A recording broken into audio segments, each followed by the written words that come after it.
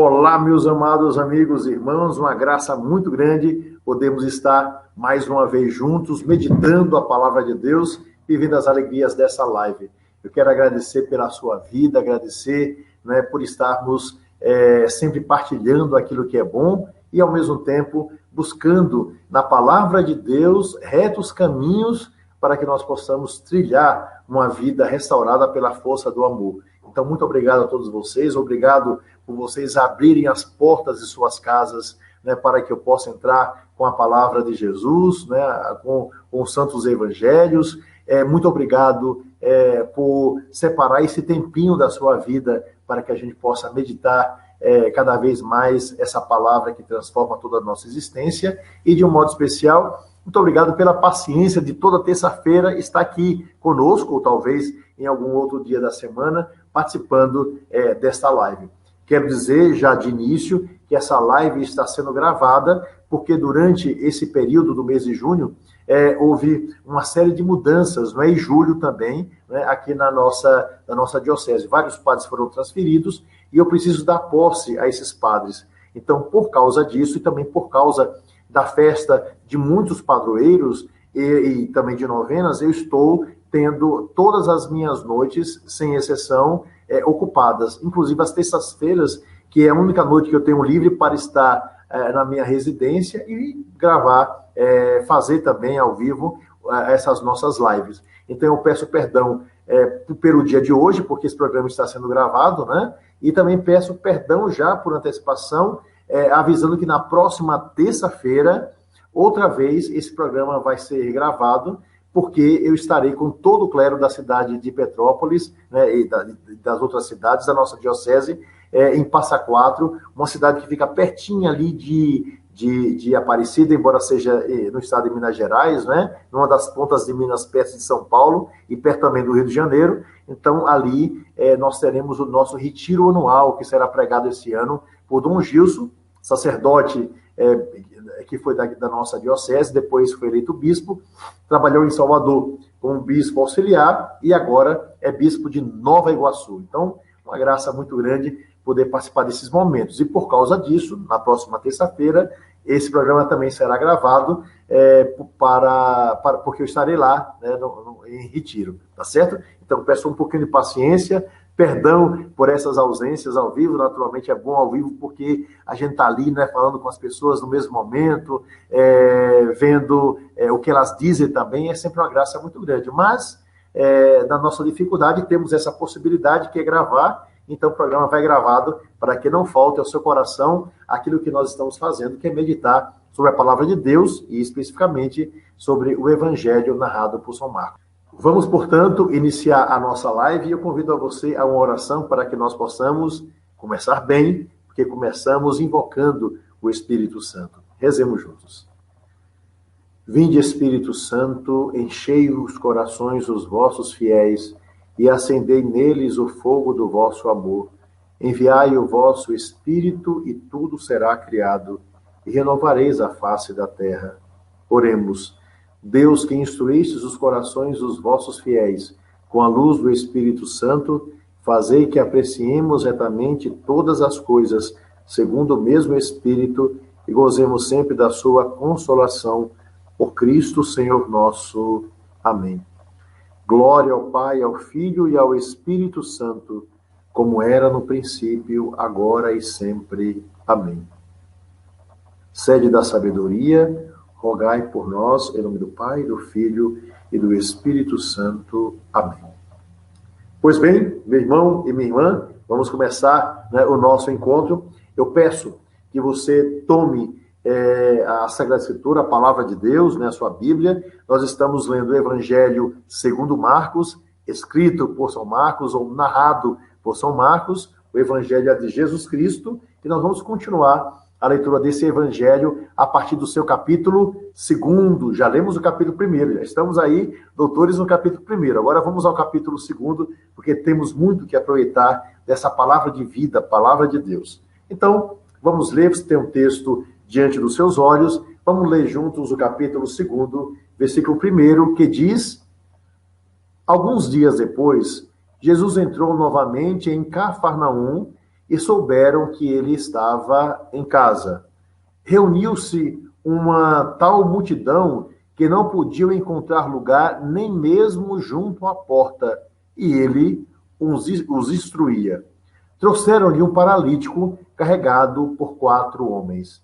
Vamos pegar esses 3 primeiros versículos, né? Então, Jesus está evangelizando, nós já vimos. Vai passar por alguns lugares próximos à cidade que ele escolheu para morar. Eu sempre lembro para vocês que Jesus era do norte, Jesus morava em Nazaré com seus familiares até mais ou menos os 30 anos de idade, então ele ficou lá durante esse período. Ele vai ser batizado por João, nós sabemos disso, vem o Espírito Santo, nós já meditamos isso também nesse evangelho. Então João vai batizar Jesus Cristo e a partir dali Jesus começa a sua missão. Jesus precisava de um lugar para morar, ele podia ter começado tudo lá em Nazaré, mas por algum motivo Jesus quis começar a partir de Cafarnaum, a cidade que fica próxima, de algum modo, de Nazaré. Nós temos ali, na região chamada de Galileia, lembra que Jesus viveu boa parte da sua vida na região da Galileia, né? Como se fosse assim, digamos, vamos dar assim, um exemplo, né? Região norte do país, certo? Então, essa regiãozinha tinha 3 cidades que eram muito importantes na Galileia, né? As maiorzinhas. Quando eu falo maiorzinhas, cidade que devia ter ali 300 pessoas, né? 500 pessoas, e olhe lá, né? Às vezes até menos. Então, nessas 3 cidades, quais são essas 3 cidades? Nazaré, Cafarnaum e Caná. São as 3 cidades, certo? Nazaré, Cafarnaum e Caná. Então, essas 3 cidades, elas eram bem conhecidas por Jesus. Lembra que o primeiro milagre de Jesus vai acontecer naquela região, né, que é Caná. Lembre-se que Jesus vai chamar os seus discípulos aonde? Em Cafarnaum. Cafarnaum banhada ali, né, pelo lago de Genezaré, pelo lago chamado o grande lago da Galileia, ou então o mar da Galileia, que já vimos, inclusive, né, no nosso último encontro. Se você quiser, você pode ver também aí, basta olhar o encontro anterior, era um grande lago de água doce, aquela coisa toda. Então, foi onde Jesus começou todo o seu trabalho de evangelização. Então, depois de Jesus andar por outras cidades, né, ali próximas, ele volta outra vez para a região de Cafarnaum. Então, aí está o versículo 1, para que você tenha ideia, né? Alguns dias depois, ou seja, depois de evangelizar em alguns lugares, Jesus entrou novamente em Cafarnaum e souberam que ele estava em casa, né? E em Cafarnaum, Jesus tinha uma casinha, ou então ele ia na casa de Pedro, etc. Então, ali num lugarzinho, Jesus fez uma morada. Que bonito, né? Perceber que Jesus estava agora, aos 30 anos de idade, começando uma nova etapa de vida. Então, ele estava em Cafarnaum. Versículo 2. Reuniu-se uma tal multidão como sempre. Jesus apareceu, depois dos milagres que Jesus havia feito, embora ele tivesse dito, não fale a ninguém sobre o que eu realizei, mas as pessoas curadas, né, não tinham outra condição senão de agradecer a Deus, né? Como foi o caso daquele leproso, né? Do capítulo 1, né? Ele começou a agradecer a Deus, a louvar, embora Jesus tenha dito, você não fala nada para ninguém, mas ele começou a falar para todo mundo, e Jesus começou a ser conhecido. É bom lembrar como as cidades eram todas muito perto umas das outras, e como a população era pequena, então todo mundo, aquela notícia, né, se espalhou como um rastro de pólvora, e todo mundo queria estar perto de Jesus, né? Então era tanta gente, né, que a casa não dava, né? Era uma multidão ali perto, né? Então souberam que ele estava em casa, então essa multidão vai se reunir, que não podiam encontrar lugar nem mesmo junto à porta. Então era uma multidão que estava ali espremida, né? E ele os instruía. Isso é bonito. Apesar da grande multidão estar ali ao seu lado, ao invés de fugir, ao invés de dizer o seguinte, não, eu agora preciso descansar, eu vim para casa, aqui minha vida termina aqui, eu vou parar, não. Jesus, o que Jesus fazia? Apesar daquela multidão, Jesus dava uma palavra de apoio a todas as pessoas. Jesus falava, né, sobre esse novo reino, né? Jesus propunha mudança de vida para essas pessoas, e essas pessoas iam naturalmente sendo transformadas por essa palavra de vida, por essa palavra que transformava realmente o ser, transformava a alma das pessoas. Então, a grande preocupação de Jesus era o quê? Instruir as pessoas para o bem. O que elas iam fazer com a vida, né, isso a gente não sabe. Mas o mais importante é que Jesus instruía as pessoas. Ele não tinha medo de transmitir aquilo que Deus havia colocado em nosso coração. Se a gente olhar isso para a nossa vida, é como um pai de família. A gente até pode dizer, olha, eu falei, mas meu filho foi para um outro caminho. Né? Eu dei tantos conselhos nesse ponto, mas a minha filha escolheu uma outra coisa. Bom, as escolhas dependem das pessoas, mas nós não podemos calar aquilo que Deus colocou em nosso coração daquilo que é bom. A gente não pode deixar de dizer aquilo que deve ser dito, né? Porque senão a gente não transforma a realidade. Nós seremos omissos. Então, é preciso pronunciar. Claro que a forma como Jesus instruía as pessoas era uma forma tão doce, uma forma tão maravilhosa, que a multidão ia atrás de Jesus. Se Jesus fosse uma pessoa amarga, se Jesus fosse uma pessoa mal resolvida, se Jesus fosse uma pessoa, sei lá, a gente poderia aqui dizer tantos outros adjetivos, as pessoas não estariam perto de Jesus. Né? Mas Jesus tinha a força da atração. E a força da atração, em primeiro lugar, porque ele era Deus. Em segundo lugar, porque ele era bom. Em terceiro lugar, porque ele era um bom pastor, se preocupava com as ovelhas. Em quarto lugar, porque ele realmente tinha uma preocupação com as pessoas. E em quinto lugar, porque Jesus não era preguiçoso, porque toda a situação que ele via, ele estava ali à disposição para tomar forças, porque ele também era homem, fisicamente falando, mas ele precisa ter força para superar o cansaço e dizer para os seus discípulos o que precisava ser dito. Né? Então, assim a multidão vai cada vez mais crescendo. Então, esses são os dois primeiros versículos. Vamos para o terceiro versículo, que nos diz o seguinte. Pegue sua Bíblia, vamos ler juntos. Trouxeram-lhe um paralítico carregado por 4 homens. Isso é muito bonito, né? Primeiro, trouxeram-lhe um paralítico. Paralítico, não preciso dizer para você, né? É uma pessoa que tem uma deformidade física, né? Como era esse paralítico no antigo Israel? Geralmente eram pessoas que tinham as pernas com dificuldade de locomoção e os braços tortos, né? As mãos propriamente encurvadas. Então, esse é o típico paralítico da época de Jesus. E, naturalmente, pela mentalidade do passado, né, da época de Jesus, as pessoas paralíticas, as pessoas leprosas, chamadas leprosas, né, antigamente, as pessoas que traziam determinadas situações ligadas ao seu corpo, essas pessoas, diziam eles, foram castigadas por Deus. Ou então Deus estava castigando os pais ou os avós naquela pessoa que havia nascido. Era a mentalidade da época. Jesus vai dizer, ó, não é isso não. E aquilo que Jesus nos ensinou há 2000 anos atrás, serve até hoje. Né? Então, existem deformidades físicas porque a natureza ela é exigente. Então, a natureza ela quer tudo direitinho, porque senão ela morre. Né? Se você não der à planta a água necessária, ela vai morrer. Né? Se você não der o clima necessário, ela vai minguar. Uma planta que devia ter 5 metros de altura, ela vai ficar com 1 metro de altura no máximo. Né? É como uma pessoa desnutrida. Então, internamente na natureza, pode acontecer de uma pessoa nascer com uma deficiência. Isso é mais do que comum, e nós sabemos, né? Por mais que se pode ser rica, com os melhores médicos, tudo mais, uma família pode ter um filho que pode ter uma paralisia, pode ter um filho que nasceu com síndrome de Down, ou com uma paralisia cerebral. Isso é normal. É castigo de Deus? Não. N-A-O-T-I-O. Não. É uma questão da natureza.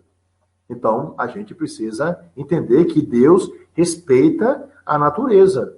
Porque, afinal de contas, não foi Deus que obrigou tal pessoa a casar com tal pessoa, porque, de repente, o sangue não se viu, e assim vai. Nós somos o resultado, até um milagre, né? Nós sermos o que nós somos resultados de milhares e milhares de gerações.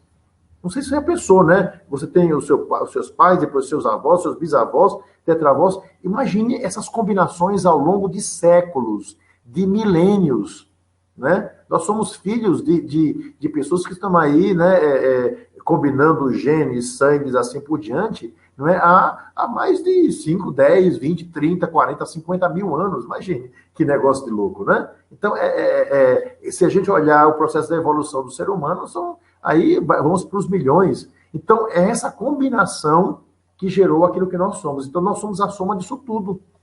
E essa soma, né, geneticamente, porque um veio de cá, outro veio de cá, veio de cá, essas misturas todas podem gerar um problema muito sério. Então, daí nascerem pessoas com suas debilidades. Então, quem é esse homem? Uma pessoa paralítica. E esse homem estava sendo carregado. Ou seja, a paralisia era tão forte que ele, né, não podia sequer andar. Estava sendo carregado.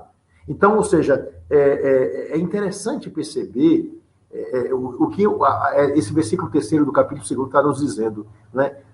Nenhum homem nasceu para ser carregado pelos outros, nenhum de nós. Claro, quando estamos doentes, sim, mas ninguém nasceu para viver eternamente na dependência do outro.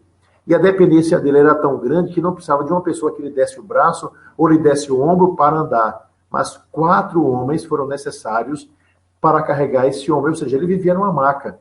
E você pode imaginar, se hoje nós temos remédios para diminuir dor e as pessoas sofrem tanto, quem tem uma paralisia, imagine há 2000 anos atrás, né? Somados a isso, tem escara, tem pobreza, tem fome, né? Um lugar afastado, que era bem o interior, ausência de médico, etc. Esse homem, no fundo, era um sofredor. Mas existe uma coisa muito bonita. Para esse homem que sofre, para esse homem que não consegue andar, para esse homem que sofria bastante, existe sempre, né, a caridade que está presente nos outros. Esses homens, esse homem tinha 4 homens que se dispuseram a carregá-lo, né? 4 amigos que se dispuseram a colocar a sua força física para superar aquilo que ele não tinha fisicamente. Então, ao longo da nossa vida, nós vamos encontrando pessoas que não são muletas na nossa vida, mas são a visibilidade, essas pessoas, da caridade, né, que nos faz ir adiante. Então, estamos tristes, tem um amigo para nos dar uma palavra. Estamos meio desesperados da situação, tem um amigo que deseja nos ajudar. Temos uma necessidade de material, tem sempre alguém que pode realmente nos ajudar. É uma graça muito grande o que nós encontramos. Então, esse homem, ele tinha 4 homens para carregá-lo, né? As suas 2 pernas não se moviam, mas ele tinha 8 pernas que podiam andar e levá-lo adiante. Ele não podia, certamente, mexer as suas mãos, que eram mãos que estavam contorcidas, mas ele tinha 8 braços que eram capazes, na força, né, de dar aquilo que ele desejava, aquilo que nós chamamos da caridade. Veja essa imagem aí, que eu acho uma imagem bem interessante.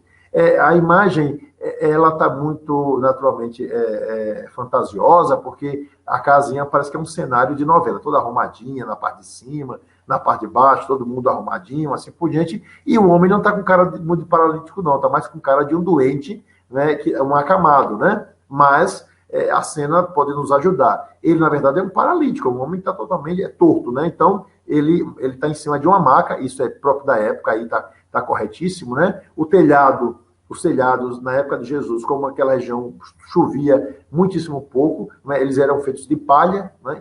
Ou então de pedra. Vejam que eles tiraram, isso era comuníssimo nas casas, né? Tirar uma parte, isso era muito fácil. Então, como aqueles homens não conseguiram entrar na casa de Jesus por causa da multidão que estava ali na frente, ninguém conseguia vencer, porque todo mundo queria ser atendido por Jesus, e Jesus realizava milagres, então a multidão estava ávida para ver o milagre acontecer. Então, o que é que esses 4 homens fazem? Vejam que é a sabedoria e o engenho humano.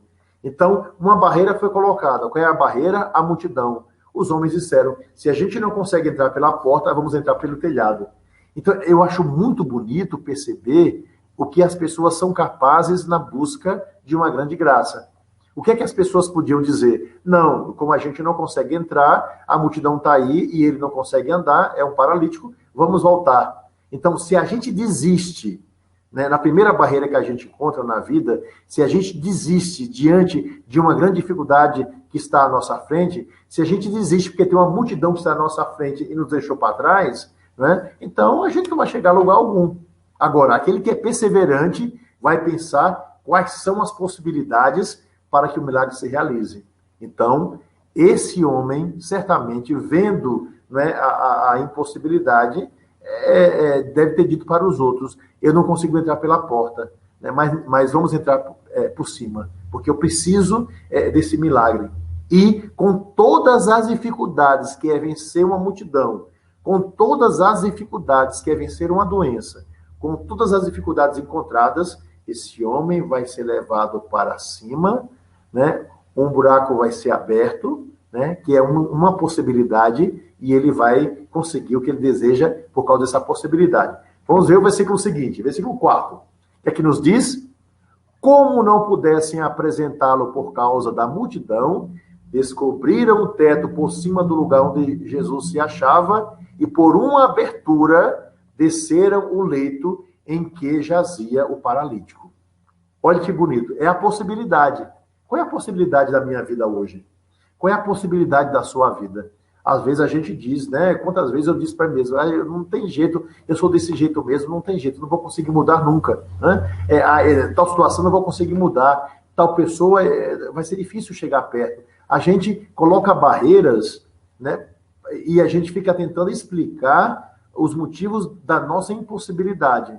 Mas aquele que realmente tem fé é capaz de encontrar uma possibilidade, nem que seja uma, e viver por causa dessa possibilidade. É o que vai acontecer. Então, como não podiam apresentar, diz aí o versículo 4, né? Descobriram, portanto, a parte de cima do lugar, como era comum naquela casa, que elas destelharam, hoje nós diríamos isso, né? Mas tiraram as palhas onde Jesus se achava e por uma abertura, e a abertura tem que ser grande, porque é uma pessoa que está passando, né? Eu acho que destelharam propriamente quase toda a casa, tiraram quase tudo ali que estava em cima e desceram o leito onde estava o paralítico. Isso é muito bonito, né? É o homem que desce para ser elevado, né? É a pessoa que, buscando a possibilidade, vai encontrar, né, o que ele deseja. Né? É um homem que está deitado, descendo, como se fosse de um elevador, né? E Jesus vai colocá-lo de pé. Então, vamos ver agora o versículo 5. Jesus, vendo-lhes a fé, disse ao paralítico, ou seja, Jesus viu a fé de quem? Dos amigos. É bonito. Do homem também, né? Do homem também. Mas a fé dos amigos e a fé daquele homem. Então, eles estavam juntos com um único foco. Nós desejamos ver Jesus, caminho, verdade e vida. Nós queremos Jesus porque ele vai modificar a nossa vida. Nós precisamos apresentar a Jesus o nosso pleito, aquilo que a gente deseja. Então, Jesus, vendo-lhes a fé, 4 homens, imagine como é o sacrifício lá de cima, Jesus deve ter olhado para o rosto dos homens, visto aqueles braços, não é, aqueles homens com muita força descendo aquele paralítico, né? E ele vai dizer ao paralítico, que é uma palavra fundamental: filho, veja que bonito, os teus pecados estão perdoados. Jesus podia dizer o seguinte, uma outra palavra, mas ali no meio daquela multidão, existiam pessoas que não tinham fé em Jesus. No meio daquela multidão, ao contrário daqueles 4 homens e mais o paralítico que também tinham fé, existiam homens que estavam ali mais para criticar de Jesus do que fazer outra coisa. E é interessante as pessoas que têm um olhar negativo, né, sobre a realidade. Eu vou repetir o que eu falo sempre para mim e falo para os outros, sempre, sempre, né? Quem tem olho de porco só vê lama. Quem tem olho de urubu só vê carniça. Quem tem olho de hiena só vê resto. Então, uma multidão está ali ávida para ver o milagre. Não para ver, mas elas queriam um milagre para a sua vida. Ávidas para ouvir a palavra de Jesus que transformava, não é, a existência de todos eles. Ávidas para estar perto da obra de Deus, mas tinha ali um pessoalzinho que não prestava, desculpe minha palavra, né? O pessoalzinho que estava o tempo todo esperando, né, uma possibilidade para falar mal. Então, o que é que Jesus faz? Ao invés de dizer, homem, eu levanto você dessa cama, saia daí, antes de começar isso, Jesus, que vai fazer isso depois, o que é que Jesus vai dizer? Filho, os teus pecados estão perdoados. Então, a primeira coisa, o grande milagre da nossa vida é nós recebermos o perdão de Deus. Esse é o grande milagre. Porque o pecado nos trava, o pecado nos impossibilita, o pecado mancha a nossa vida por completo, não apenas o nosso corpo. Então, Jesus disse essa palavra porque certamente ele viu que naquele homem, apesar da sua paralisia, da sua pobreza, da sua miséria, existia alguma coisa ali dentro que precisava ser perdoada. Então, todos nós temos alguma coisa para ser perdoado, não é mesmo? Então, Jesus viu isso. Agora, vamos ver o que acontece no versículo 6. Ora, estavam ali sentados alguns escribas que diziam uns aos outros, a turma da fofoca, né? Os escribas estavam lá, escribas eram aqueles que escreviam a lei de Deus, eram homens pagos para ficar escrevendo os textos, porque antigamente não tinha computador, não é, naturalmente, e não tinha reprodução. Então, todo o texto da Bíblia era feito palavra por palavra, né, em hebraico lá, né? E esses homens escreviam a palavra de Deus. O que é que eles diziam uns aos outros? Ou seja, como falei, a turma da fofoca, né? Como pode esse homem falar assim? Ele blasfema. Quem pode perdoar pecados senão Deus? Não conseguindo enxergar Deus na sua frente. É terrível, né? Então, ao invés de perceber aquilo que muitas vezes a palavra de Deus já nos dizia. Eles escreviam, mas não conheciam. Interessante. Eles passavam, né, e escreviam frases lindas, com letras muito bonitas, mas ao mesmo tempo eles não praticavam. Então Deus já havia pedido no Antigo Testamento que nós perdoássemos os pecados dos outros. Né? Veja o capítulo 4, a conclusão do livro de Jonas. Né? Então, por exemplo, e tantos outros livros do Antigo Testamento. Então, Deus pedia que nós perdoássemos. Mas, o que é que ele faz? Ele diz isso, porque Jesus, mesmo não sendo Deus, se ele dissesse, olha, os teus pecados são perdoados, porque Deus perdoa os seus pecados, é o que a gente diz para as pessoas também, né? Eu perdoo você do mal que você praticou, né? Ou um sacerdote, em nome de Deus, eu te absolvo, em nome do Pai, do Filho e do Espírito Santo, em nome, porque quem vai perdoar é Deus. Então, qual o resultado disso? Eles começam a reclamar, né? Tem até uma história interessante, né? Diz que tinha uma senhora que morava na frente assim da capela, e da janela ela podia ver o Santíssimo lá no outro lado, né? Então, sabe o que aconteceu? Essa mulher ficava ali na janela, ao invés de olhar para Jesus e ficar rezando, ela ficava controlando a vida de todo mundo que passava da direita para a esquerda, e falava mal da roupa, do sapato, falava tudo mais, ficava apontando para outras pessoas. Perdia tempo cuidando da vida dos outros, ao invés de olhar para a própria vida. Essa mulher que frequentava a igreja, mas lá também ela era centro da fofoca da paróquia, ela ficou gripada, muito gripada. E, talvez por preguiça de ir até a missa e também para poder receber o padre em sua casa, pediu que o padre fosse levar a Eucaristia, a comunhão para ela, né, na casa que ficava na frente da paróquia, né, por causa de uma gripe. Aí, como ela chamou, o padre foi, né? Então, ela chegando lá, disse, padre, eu queria que o senhor trouxesse para a minha comunhão, porque eu estou gripada e eu não posso ir lá na missa. Se o senhor puder trazer a comunhão, eu agradeço. Sabe o que o padre falou para ela? Minha filha, olha, você não precisa receber a comunhão aqui na sua casa. Vá na janela onde você fica o dia todo, mande a sua língua aqui, ó, vai atravessar a rua, vai chegar até lá a porta do sacrário. Com sua língua você abre o sacrário, né, comunga, fecha o sacrário e depois você retorna com a sua língua para a sua boca. A piada é horrível, né? Mas o que eu quero dizer para você, às vezes, ó, a nossa língua é uma língua de cobra. Esse pessoal que está aí, os escribas, ao invés de se alegrarem, porque Jesus falou alguma coisa ao coração desse homem, o que é que eles estão fazendo? Já estão ali prontos para começar a fazer a fofoca. E vamos concluir aqui, né, desses versículos, porque aí a gente tem toda a resposta.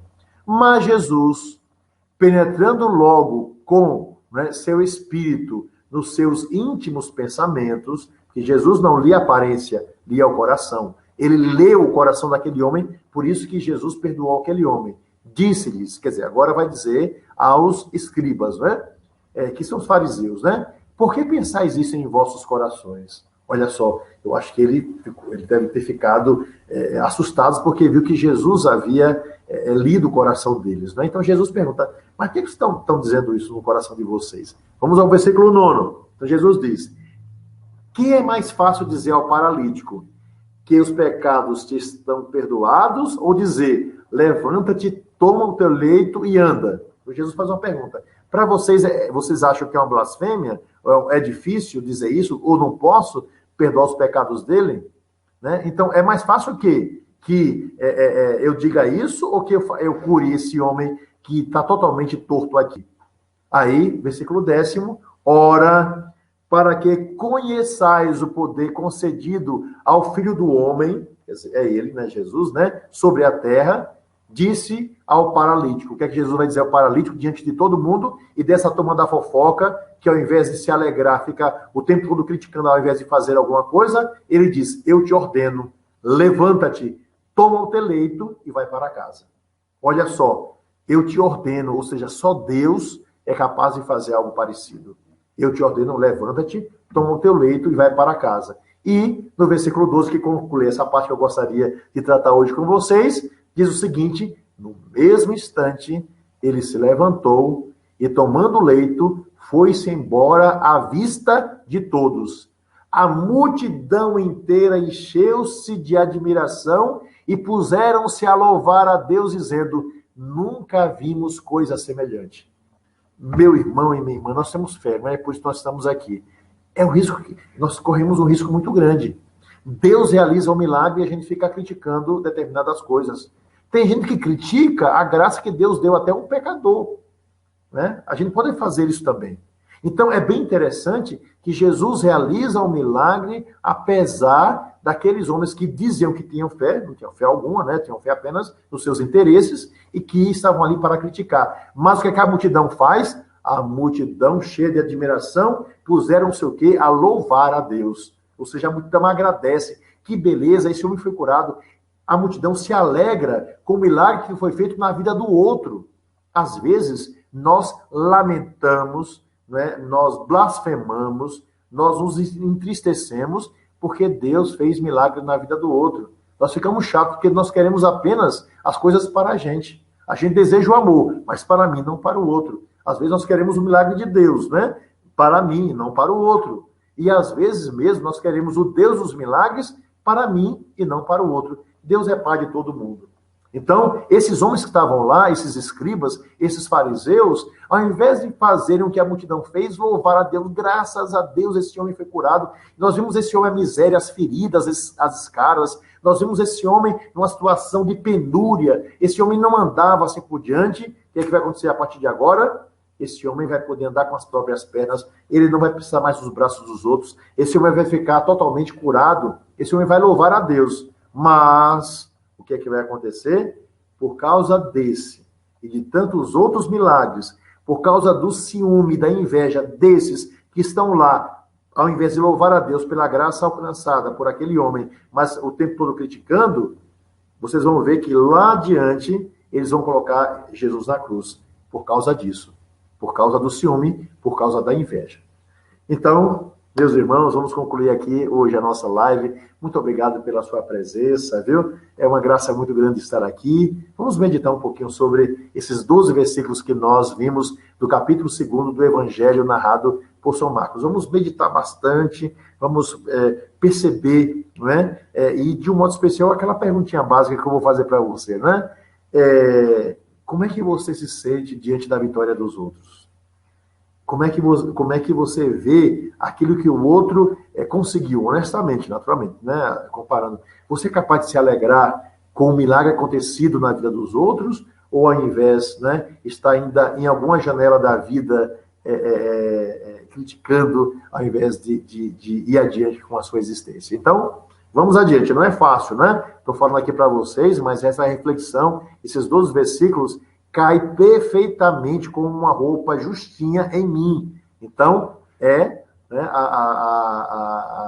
a partilha para que a gente, reconhecendo o que realmente nós somos, nós possamos melhorar. Então, que seja um trabalho de nós todos e que Deus abençoe. Então, muito obrigado por esse instante que nós tivemos juntos. Peço que Deus os abençoe sempre, cada vez mais, né? E que os faça profundamente feliz. E espero que você ouça essa live todinha e na próxima terça-feira, como disse, ela será outra vez gravada, porque eu estarei em retiro com todo o clero da Diocese de Petrópolis. Peço que você reze por nós todos, sacerdotes, né?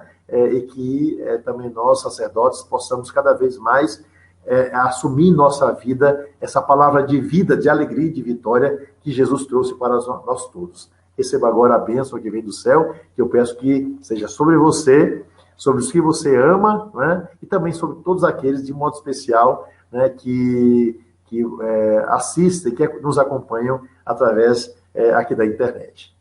O Senhor esteja convosco e abençoe-vos o Deus Todo-Poderoso, Pai, Filho e o Espírito Santo. Amém.